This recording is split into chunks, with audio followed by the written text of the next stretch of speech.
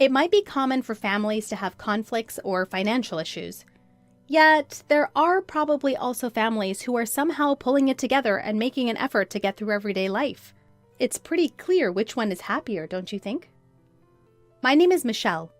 I've been called an oddball since I was a child. I don't know what's different about me. I only think I'm different because people say so. Being called different isn't a problem, but the real issue is being shunned by my own parents. I ended up having a lonely childhood. I have been sensitive to people's emotions and I can somehow read their minds. I don't know why I can do this. It's not like I can always see or feel it, but it's as natural to me as moving my hand or breathing. So I found it strange and couldn't understand why others couldn't do the same. There was a time when I felt a sinister aura or emotion, or whatever you call it, from a colleague my father brought home from work. I warned my mother to be careful with that person, but she didn't listen. Later on, that colleague managed my father into signing a contract as a guarantor for a loan. Although my mother didn't take my advice, when my father stepped away from the table with his colleague, I told him, "Dad, something is telling me that the word joint is dangerous. I don't know what joint means, but please be careful." So, my father hesitated and refused to sign as a joint guarantor. Thanks to that, when my colleague went bankrupt and couldn't repay the debt, my father was able to avoid shouldering all the debt. Another day, when I was shopping with my mother, I felt a wave of discomfort coming from behind us. When I turned around, I felt this wave coming from a man wearing sunglasses and a hat. "Mom, let's take that side street." Saying this, I grabbed my mother's hand and moved to the side street. My mother was confused and asked what was wrong, but just as we moved to the side street, we heard a shout of "Thief!" from the street we were just on. The man with the negative aura had snatched a woman's purse who was walking in front of him and ran off. The woman who had her purse snatched fell over from the momentum and got hurt pretty bad. If we hadn't moved to the side street and continued walking, the man's target would have been my mother. Such things happened frequently, and I was labeled as a strange and mysterious child. And paradoxically, my parents began to avoid me. I was lonely and isolated. What seemed normal to me was not perceived as normal by others. I began to keep my mind to myself, since being the strange, weird, and spooky child is who I am to others. I stopped expressing that, even if I felt something, it was something normal people don't feel. It was because I understood that if I didn't say something, they wouldn't say I was a weird kid, that I was just like a normal kid. I have a sister, Amy, who's 3 years younger than me. Unlike me, Amy's a regular kid. As the years go by, I find myself growing darker, retreating more into my shell. But Amy just gets cuter and more charming. It's clear who anyone would prefer. Our parents clearly started to favor Amy over me. Amy is such a lovely girl, but Michelle seems to be a bit on the darker side.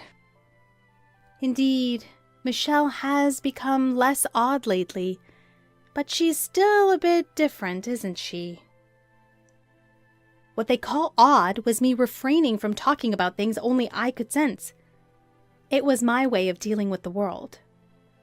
I was fed up with how this power of mine was torturing me, and I was trying hard to suppress it.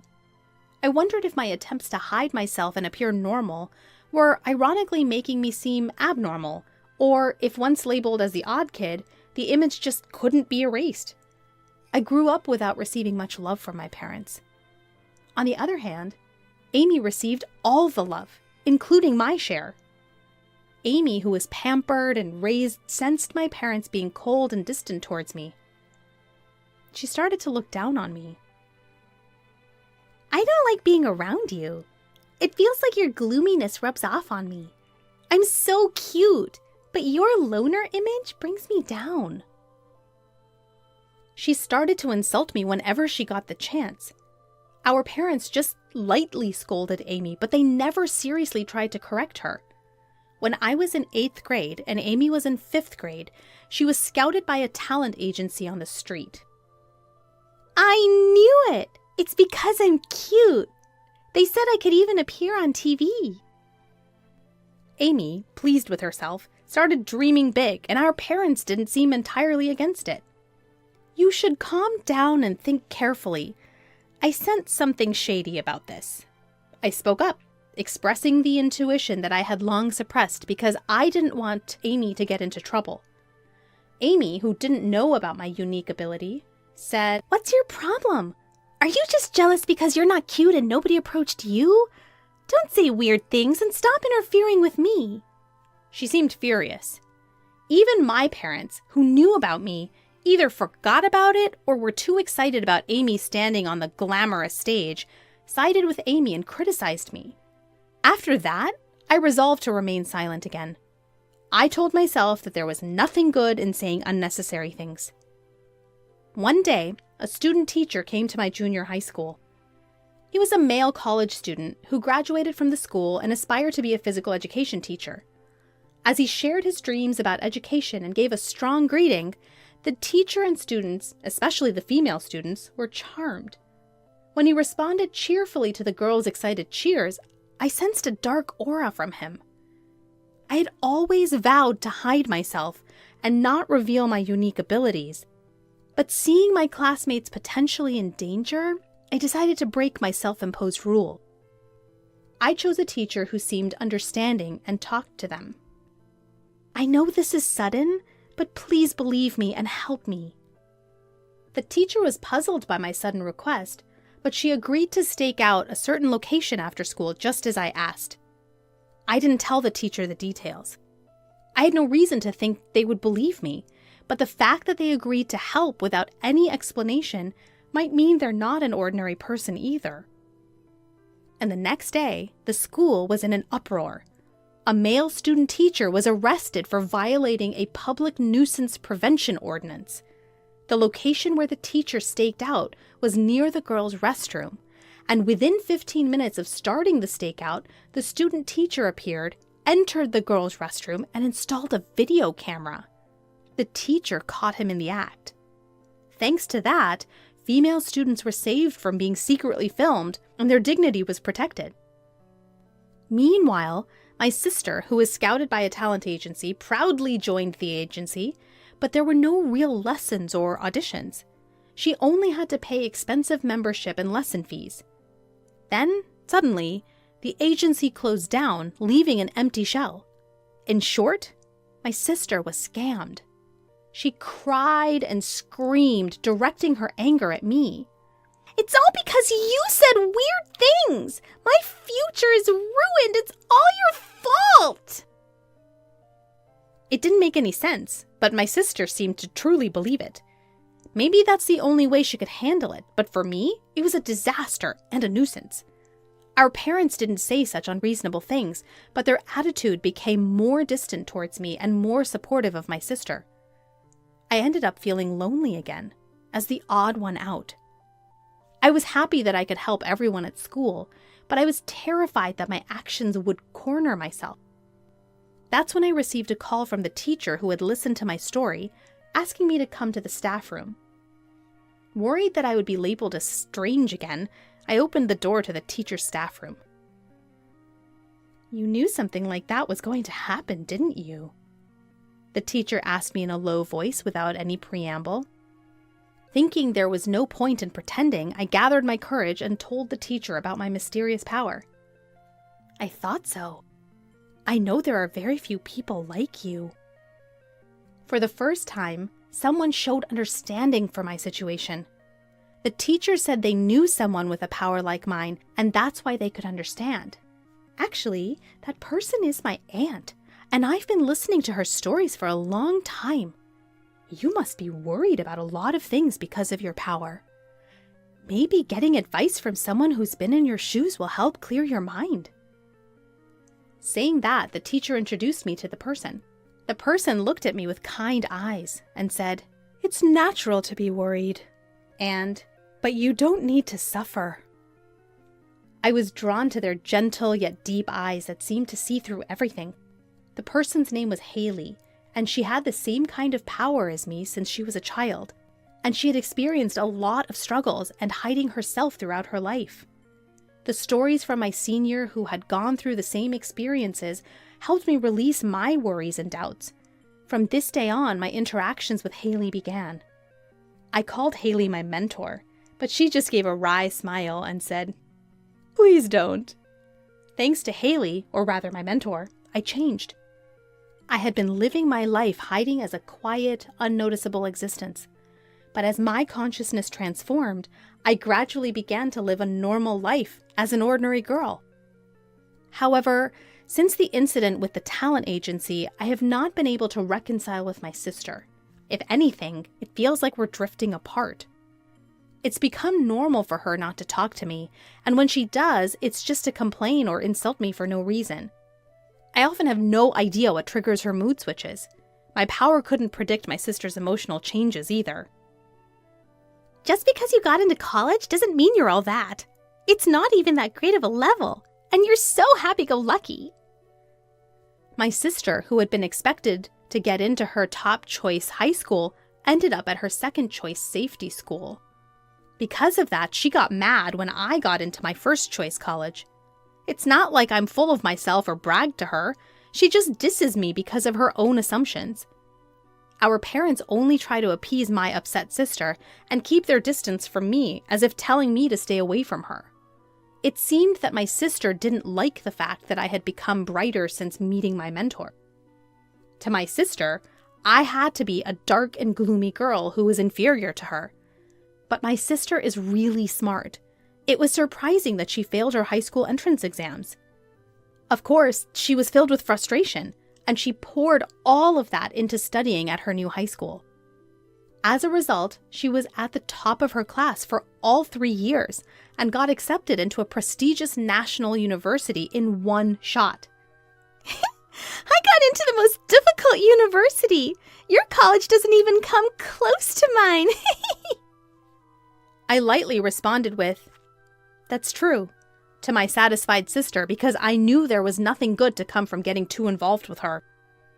However, my sister thought that my light reaction was belittling her accomplishments and unleashed a barrage of verbal abuse at me. Both my parents were at their wits' end with my sister, who couldn't be calmed down once she lost her temper, and all they could do was watch nervously. My parents blamed me for causing the trouble and eventually ended up calling me a troublemaker. I wanted to argue back about who the real problem child was, but I always swallowed my words to avoid complicating things further. Setting aside my sister's issues, as I approached college graduation, I had to seriously confront my own career path. Although I was no longer as introverted as I used to be, I still struggled with socializing and had little confidence in building good relationships with others. My ability allowed me to detect people's negative emotions. While I could sense positive emotions as well, it seemed people were more prone to negative ones, which made detecting such negativity painful for me. Throughout my school life, I was tormented by these swirling negative emotions and had come close to losing faith in people. Could someone like me really manage to work at a company? I decided to consult my mentor about this dilemma. I wanted to learn how she had overcome similar issues, as I was sure she had faced them as well. "I have experienced the same worries as you. Maybe you should consider doing the kind of work I do." My mentor used to work as a fortune teller and a counselor, helping people resolve their problems. She could use her abilities to their fullest extent and contribute to the world and people around her. Also, she was able to work freelance, which meant she didn't have to belong to any organization, and there were fewer chances of getting entangled in human relationships or being affected by other people's emotions. "It's the perfect job for people like us."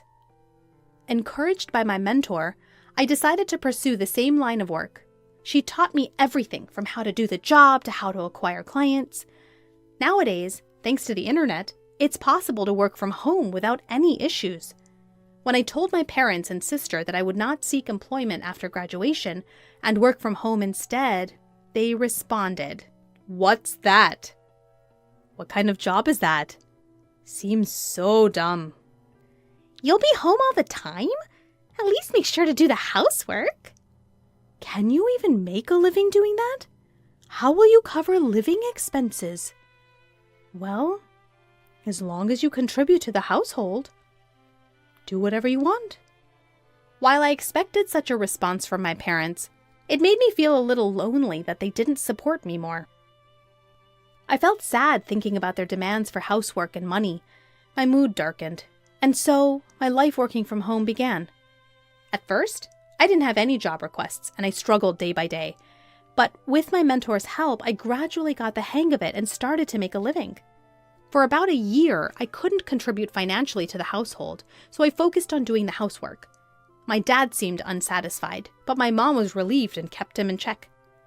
After about a year, when I finally started contributing financially, my dad mocked me by saying, "Finally, you're able to earn some pocket change, huh?" But I could tell that he was actually quite satisfied with the money. However, even though I was contributing, the amount of housework I had to do didn't decrease, and our lives remained unchanged. Then, after another 2 years, my sister graduated from college and secured a job at a foreign company. Unlike you, I'm an elite. You're just unemployed, living at the bottom of the barrel. It's so depressing to have you as a sister. My sister, who had successfully landed a job, started to belittle me for working from home. What are you even doing working from home? That's just like playing. You're nothing more than a parasite living at home. At times, she'd say, "It's really weird not to work outside. I'm working my butt off, earning everyone's respect, and now I've been promoted to team leader.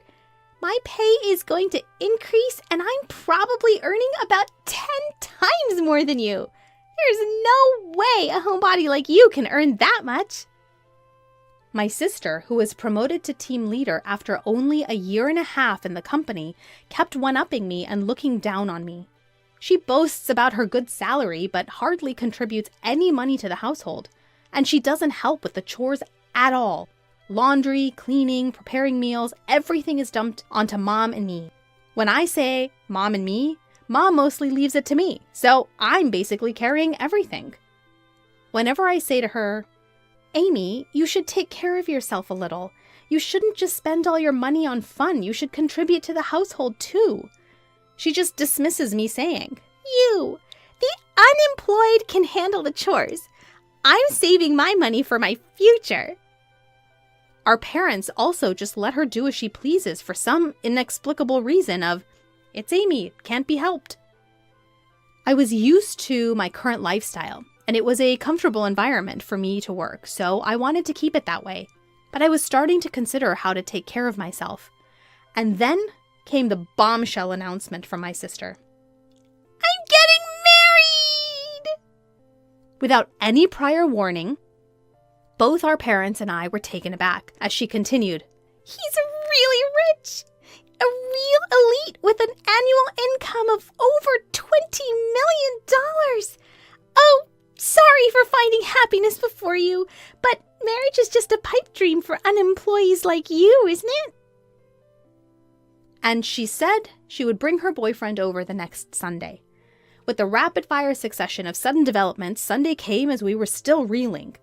The man my sister brought along looked like a successful young man, impeccably dressed with a sharp suit. "Nice to meet you. My name is Danielle. I would like to ask for your permission to marry Amy." His greeting was completely proper, and he showed good manners. "See? Isn't he wonderful? Just as I said. I'm going to be so happy with this man." "So, Danielle, what do you do for a living?" Dad managed to ask a question while being overwhelmed by the boyfriend's aura. "Yes, I'm currently training at a company that my father knows." We were puzzled by the word training, and then Amy said gleefully, "His father is the president of a company. He's training outside now to take over the presidency in the future." My sister seemed over the moon about the prospect of becoming a future president's wife. Afterwards, we had various conversations, and Amy's boyfriend left stylishly. There were a few things that made me raise an eyebrow in the conversation that followed, but my parents were thrilled with the high-spec man.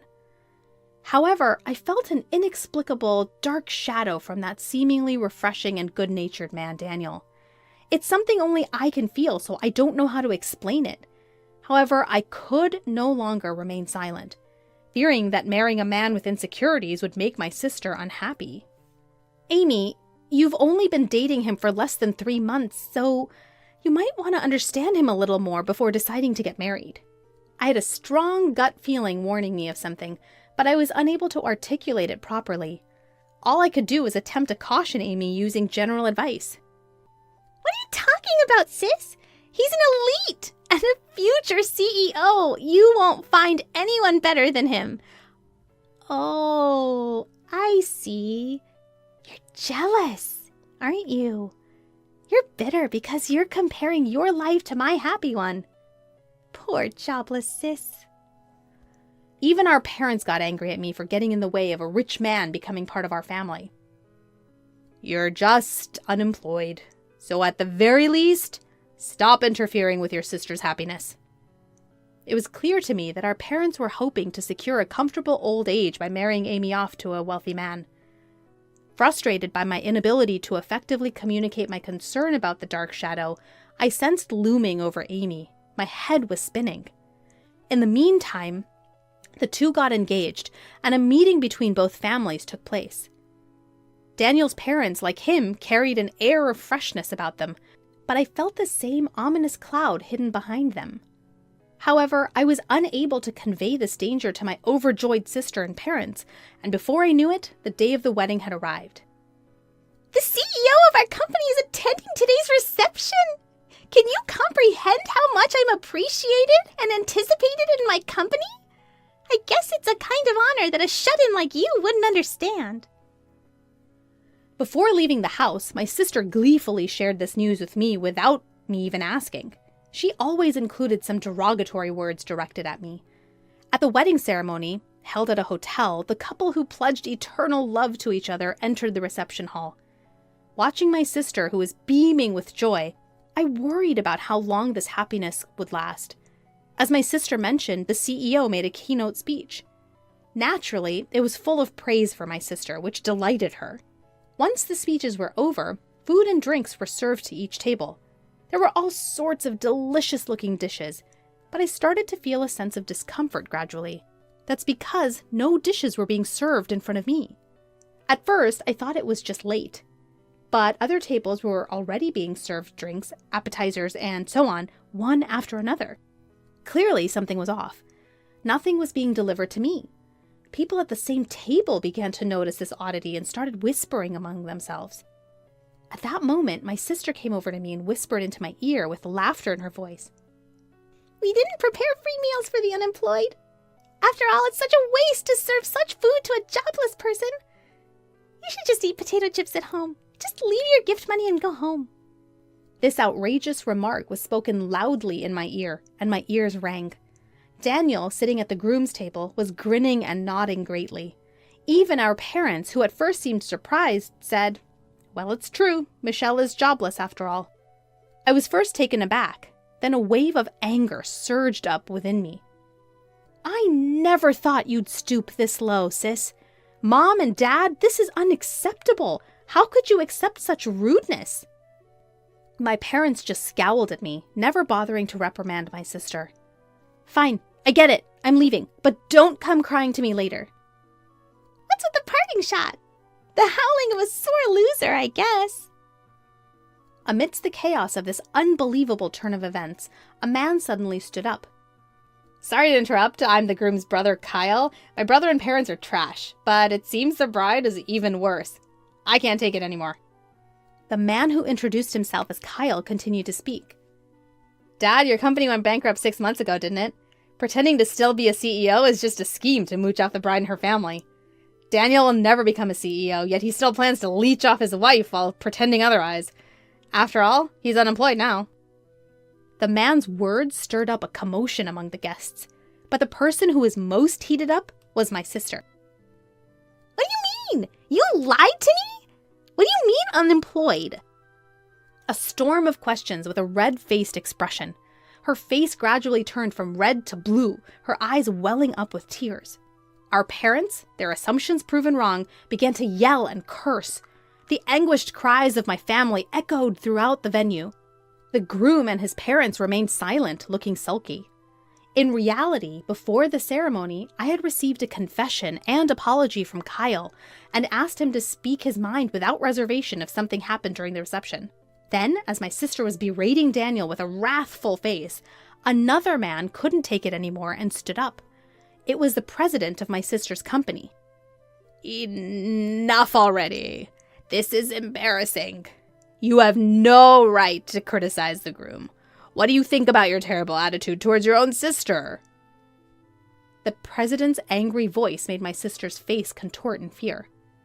"For one, I didn't attend your wedding for your sake. I wouldn't have come if you weren't the sister of Michelle." Suddenly, my name was mentioned by the president, and my sister's eyes widened in surprise. Huh? Who are you talking about? Michelle is a goddess to many of us business owners, rescuing countless companies from the brink of collapse.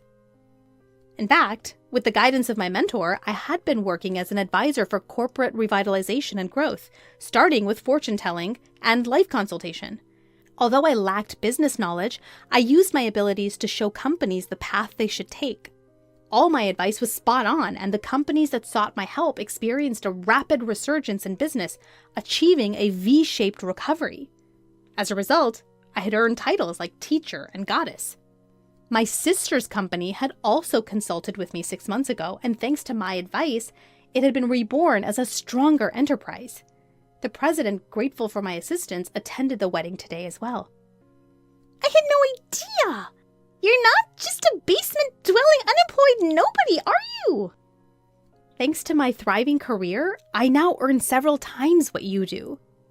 Despite contributing significantly to the household income, our parents never seemed to care about me. I wonder what they thought that money was. Uh-oh, we thought Amy provided that money. The parents seem to have misunderstood the situation. There's no way Amy would have been contributing money to the house. The wedding reception turned into a chaotic scene and was called off. Naturally, all the guests were fully refunded their wedding gifts. I was planning on using those wedding gifts to pay for the venue. What am I supposed to do now? Besides, I've also been relying on Daniel's income and have already signed a contract for an apartment under my name. I can't afford it on my own, especially now that he's unemployed. Daniel, in response to his sobbing bride, retorted, "You're the one who signed the contract. I don't know anything about that." I want to divorce you, fraudster! The wedding was a complete disaster. It was a result of gratuitous malice towards others. She may argue that there were reasons for her malicious behavior, but there was no way that was going to fly. Afterward, Amy divorced Daniel and claimed alimony. As Daniel was jobless and his parents didn't have much, she couldn't receive much alimony. She barely managed to pay for the wedding venue, let alone the apartment she had contracted. The place that was supposed to be their love nest was never occupied and was canceled. However, the debt didn't simply vanish, and Amy found herself heavily burdened by the loans. Moreover, her outrageous behavior at the wedding was quickly known among her colleagues, which led to a rapid decline in her reputation. The CEO had no choice but to demote her. With no place left in the company and having lost her pride as an elite, Amy wanted to quit and run away, but she had to bear the embarrassment for the sake of loan repayment, continuing with a trivial job in a hardly noticeable basement storage room. Daniel and his parents, who had failed in their plan to leech off Amy, were now scraping by with occasional day labor. Naturally, Sean's elder brother Ethan had cut off all ties with his parents and brother. The parents quickly gave up on Amy when she hit rock bottom and tried to cozy up to me instead. To them, I said, "I've had enough of being manipulated by you. I'm cutting ties. Goodbye forever." I declared this and moved out to start a new life in a newly rented apartment. They took in the fallen Amy, who was struggling to make ends meet. Amy's salary was drastically reduced, and she couldn't possibly contribute to the household expenses. Of course, I stopped the money that I was contributing to the house as well.